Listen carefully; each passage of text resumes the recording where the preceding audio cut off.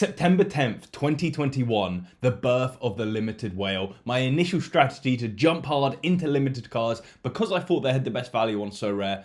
And now, 2 years later, the return of the limited whale. But not exactly the same as last time. In fact, completely different, let me tell you. Now, you may be thinking to yourself, Alex, 2 months ago, didn't you just buy an entire super rare team so that you could compete higher up the divisions? You stated the benefits were Sorare will reward users for moving up, and you also thought scores weren't as hard up there, you could see who you're competing against, and it's a little more fun. Now, I still believe that every one of those points is completely true. So what's changed? You know, I think the biggest impact that we've seen recently is the collection game bonus. If you don't know, essentially you can get a maximum of 5% for collecting cards in a certain season. Now, a lot of people would argue that's actually not that important because most people can get to 2%, getting to 5% is near impossible, if not very, very hard. Now, I completely understand that, but even a difference of 3% across every single card in that collection, across the entire season and the next season and the season after that for Infinity, that seems like a super overpowered way to get the best out of your cards on Sorare.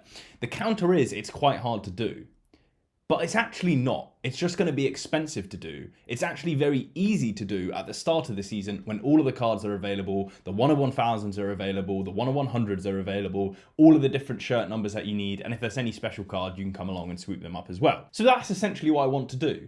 I think this is even further benefited if you pick a strong team that are dominant in their league. I think this is even further benefited if you pick a team that you like, because I think there'll be benefits such as tickets to the games, VIP experiences, things like that, which will, Sorare are gonna reward users for what they call collecting in the game. Right, we get it. You're moving into limited. You're gonna get all the best limited cards. No, I'm actually not doing that at all. I still believe the further you move up divisions, the better. The only place I can take advantage of this collecting bonus is probably in the rare division. In order to do that then, I need to wait for the new season supply of cards to come out. And in that time period, we're going from the very end of the European season, what most people would call the bottom of European card prices. And then we're going to what could be almost the top of the European card prices. I've explained this in different videos before, but obviously the anticipation of the new season, you get full season supply out of the cards that you're buying. Generally, there's marketing campaigns that go on over the summer.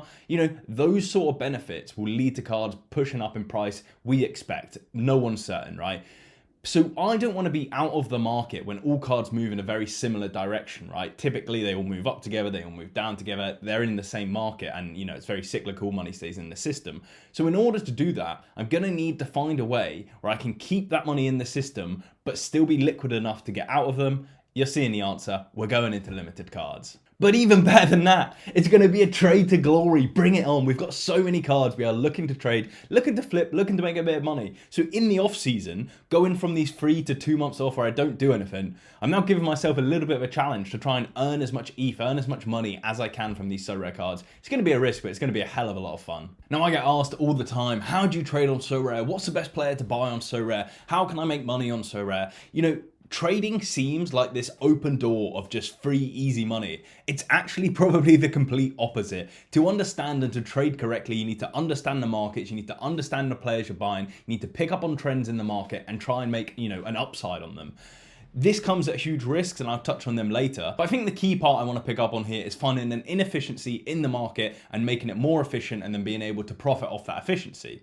Now, I'll explain that in a little bit more detail later, but what I want to disclose is that I actually think making this video will make it harder for me to try and trade the way I'm trading because people might try and copy it. But, for the content, for my Sorare journey, I've always been open, I've always been transparent, and I think it makes it a little bit better if you can follow along whilst I'm doing it and see how I'm doing it live in action. I'm going to cut to the point here.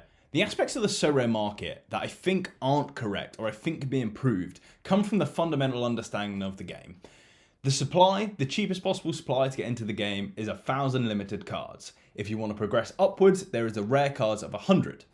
10 times more scarce, usually 10 times more expensive. You see this on cards like Jota, limited £43, rare £451, essentially 10x, right? Makes complete sense. The two cards have pretty much the same utility. They go in the same competitions. The rewards are obviously 10 times more or 10 times less. The only difference is the number of competitors that can play in them, because obviously limiteds are more available to absolutely everyone, whereas rares you have to have a slightly bigger budget. And then of course, rares can play in Rare Pro. I think for this kind of trading, the aspect of playing in Rare Pro, although it is a nice benefit to have, I don't think it has too substantial of an impact on prices, so I'm kind of ignoring it. So then, my understanding is that rare cards should be 10 times more expensive than limited cards in pretty much every case. But that's not the case. On massive cards, great scorers on the platform, Vinicius Jr. for example, he's far less than 10x. He's actually closer to 7.5x. But really, because limiteds are more available to more people, you know, if you think about it, right, 100 people can go in, how many people can play limiteds? 100 could play limiteds, but only 10 could play rares. They should actually be closer to maybe 11, 12, 13% in terms of their limited to rare ratio. In the perfect world, this is what we saw happening at the very start when limiteds started to get adopted and more people were playing the game. But this huge fall in value of cards, every single card on the platform is down recently. We know all the reasons why. I've touched in many Sorare journey episodes, right? But I think because a lot of those people that sold out, let's call them panic sellers, right? A lot of them would be the lower end limited players that don't really have a lot in the game and get scared when prices drop. So I would call that a market inefficiency, which I'm trying to correct. Now, of course, I've only looked at the demand ratio. You have to look at supply and demand. Supply 861 to 222. Essentially, what I'm building now is the two important ratios, supply and demand, and seeing where I can pick up cards. And you could have predicted this one. There is, of course, a spreadsheet to help me. So I've gone through a couple of players that I think have upsides, what I'd call short-term upsides, which I might be available to get a little hype in the market. People pick them up, and I can sell them out. Really, you can pick your own list of players here. Don't just go and copy mine. Obviously, I think mine are good, but they're not perfect. So much easier to explain with an example. Let's take Alex Garcia from Girona. He's had a fantastic season, currently injured, but he's got lots of links to Barcelona and all of the different clubs in the world that want him. His position doesn't really matter. I just thought I'd have an array of positions, you know, and a complete spread of them, just in case there was maybe, you know, defenders were had a different price ratio to maybe midfielders. I haven't seen any patterns like that, but I've priced their limited and their rare price, but a ratio of it. So this would be 17x more expensive in rare than in limited, which doesn't really make sense to my fundamental understanding. Then I've tracked their limited supply compared to their rare supply. They should be in a similar ratio of about the 10x region, but this could be skewed by the fact that rare cards were actually on the platform before limited cards. My first assumption here is that they'll grow at the same rate. Now this should be true because I don't see a reason why Sorare would mint more rare cards or more limited cards compared to the other one. So yes, it's an assumption and that's a risk. At the end of the day, we're all at the helm of Sorare. If they just mint all the cards, there's not a lot you can do. That would be the first huge risk. You know, this is a market I can't control. I can't predict the supply pattern, so I'm just going to have to assume that they're going to grow equally at the same rate. Now you can call it beginner's luck, but a ratio of 17x more expensive in the rare price, but only 3x more supply in rare, that doesn't really make sense to me. That should be a lot higher in the limited value price. So that's why you see I've picked 7 up. I then list the upside. So what is the short-term upsides that might get people interested in this card? Because obviously the reason he's fell so far away from what I would call the average price is because these limited cards are more liquid. So when you're looking from an injury, people are selling, they'll undercut more, and that's where you end up down here. But the other side we have to consider is the downside. What if the injuries are longer than expected? Well, then it's longer dragged out, and then this, you know, effect could continue for longer. Now I've got about £1,000 sitting in my account for some decent sales in super rare and rare, right? But what I'm going to do is just try and control the price of Alex Garcia to make it more efficient to what I think it should be compared to its rare price. Now, another risk I'm going to bring up here is how do we know the rare price is the fair price? You know, these cards haven't sold in over, 7 days here. So what if his next sale is down here? Well, this is where you need to bring in your understanding of the game. If you're looking at the long-term scoring of Alex Garcia, we're looking at the last 40 average, so it's a good length of time here. He is the cheapest option available. Some other people that run him close, like Danny Parejo, he's 34. He's not got many years of utility left. We don't know if he's going to be at the club next season. We don't know if he's going to be a starter. Same as Branko van der Boomen. He's most likely to make a move away this summer, and he's a substitute. So you need to have this entire knowledge of the game. That's why trading is so hard. But essentially what I'm trying to say here is, his price is the cheapest available, one of the best options on the market. That is a fair price for his rare. If anything, that's still a little cheap. So by then getting an even cheaper price on his limited card, the reason for that, obviously being injured, he's going to be out, he's going to be playing less games. But the joy is we're coming to the end of the European season. So he's going to have the exact same amount of games next season as everyone else, in theory. And what you can see is I'm just trying to pick up as many as I can in this region. So obviously if he's £123, I could go up to a maximum of £12. but you need to leave yourself some margin. Sorare have recently introduced a tax of 5%. Now, don't ask me why I've started trading after a tax of 5% came in, but it makes it trading a lot more harder. You need at least a 5% profit margin. Then on top of that, you need, decent profit. Otherwise, you're just wasting your time if you're doing it for 1% and the risk of, losing it all. And so obviously the goal is to sell it for a decent profit margin. And I was actually able to do that once. Ideally, we're doing this when, hype builds up, but I just thought I'd get off to the start, see if it's possible. We managed to sell one for $9.96, and you can see I'm tracking that on my sale. So sold him $9.96, the cost $8.72, the post-tax revenue, and then you have your profit. So yes, I've made 74p. That is an 8% return.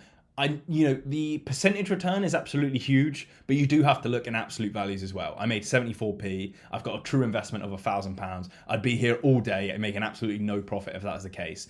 All I wanted to do in these first two trades is get off to a good start. I'm going to be completely honest. If I'd came in here and the first two trades were a loss, it could put you off the entire journey. So I just wanted to bank 2 wins. It's that simple. So now I have my complete player list stretching from goalkeepers to forwards and everyone in between. And I'm just going through every day, seeing if there's any I can pick up. I'm avoiding some that have too big of a risk. So for example, Jonathan Vieira looks like he's going to get promoted. So that brings in so much unexpectedness that I just don't want to touch that sort of card for now, no matter how low or how good the ratio is. So this is just like a draft watch list, and then I pick up cards like that I have, really strong feelings about based on their ratios. So Alex Garcia, I've got some of, Alistair Johnson from Celtic, picked up one Edgar Bidet, mainly because I've sold his super rare, so to have a little bit of coverage would be good. It's, slightly biased. Nico Mantle, I think, will be good. Wilfred Giannotto from Leeds, I think, could be good. The risk there is obviously transfer uncertainty, so that's probably why I've not gone as hard as him as maybe I have on Somerville, who I expect to stay. Much more predictable outcome when you're staying in the same team, right? And then I don't think the concept is that hard to understand. The limited rare price is this far apart. I want to move them a little bit closer. I think that's where the fair market value actually is.